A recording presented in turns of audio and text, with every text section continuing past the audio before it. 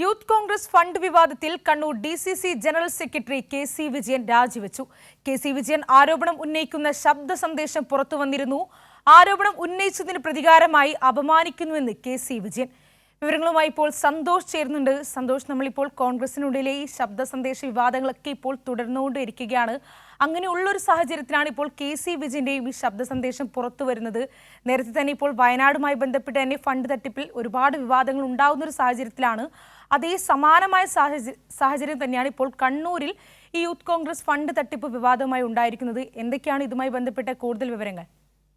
ശ്രീനിധി, ഇന്നലെയാണ് KC വിജയന്റെ ഒരു ശബ്ദ സന്ദേശം പുറത്തു വന്നത്. കോൺഗ്രസ് ഭാരവാഹികളുടെ ഗ്രൂപ്പിലാണ് KC വിജയൻ ഇങ്ങനെ ഒരു ശബ്ദ സന്ദേശം അയച്ചത്. വയനാട് ഫണ്ട് തട്ടിപ്പ് നടന്നിട്ടുണ്ട് എന്ന് ആരോപിക്കുന്ന ശബ്ദ സന്ദേശമായിരുന്നു അത്.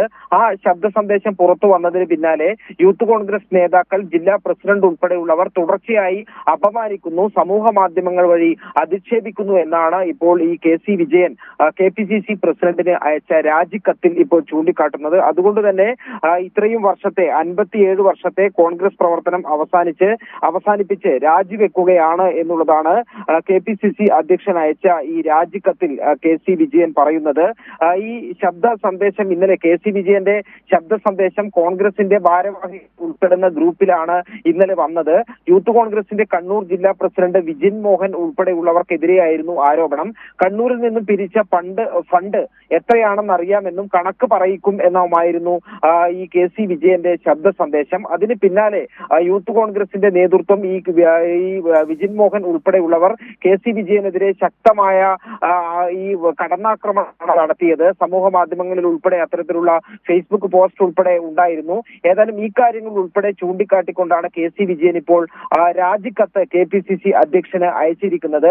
ഈ കണ്ണൂർ യൂത്ത് കോൺഗ്രസിന്റെ കണ്ണൂർ ജില്ലാ പ്രസിഡന്റ് തുടർച്ചയായി അപമാനിക്കുകയാണെന്നും അതുകൊണ്ട് തന്നെ രാജിവെക്കുകയാണെന്നും ഈ രാജിക്കത്തിൽ പറയുന്നുണ്ട്. ഏതായാലും യൂത്ത് കോൺഗ്രസിന്റെ വയനാട് ഫണ്ട് തട്ടിപ്പുമായി ബന്ധപ്പെട്ട വിവാദം കുറച്ചു നാളുകളായി കണ്ണൂരിലും ആരംഭിച്ചിട്ട് കണ്ണൂരിൽ ചേർന്ന യൂത്ത് കോൺഗ്രസിന്റെ ക്യാമ്പിൽ ഉൾപ്പെടെ ഈ വിവാദം ഉണ്ടായിരുന്നു. അതിനുശേഷമാണ് ഇന്നലെ KC വിജയന്റെ, കണ്ണൂരിലെ മുതിർന്ന ഒരു നേതാവ് കൂടിയാണ് KC വിജയന്റെ ഈ ശബ്ദ സന്ദേശം പുറത്തു വന്നതിന് പിന്നാലെയും വലിയ വിവാദം, ചർച്ചകൾ കോൺഗ്രസ് പാർട്ടിക്കകത്ത് തന്നെ ഉടലെടുത്തിരുന്നു. ഈ കൃത്യമായ കണക്ക് പുറത്തുവിടണം എന്നുള്ള ആവശ്യം പല ഭാഗങ്ങളിൽ നിന്ന് ഉയരുകയും ചെയ്തിരുന്നു. ഏതായാലും ഈ വിവാദത്തെ തുടർന്ന് കണ്ണൂരിലെ ഒരു മുതിർന്ന നേതാവിനാണ് ഇപ്പോൾ പാർട്ടി വിടേണ്ടി വന്നിരിക്കുന്നത്.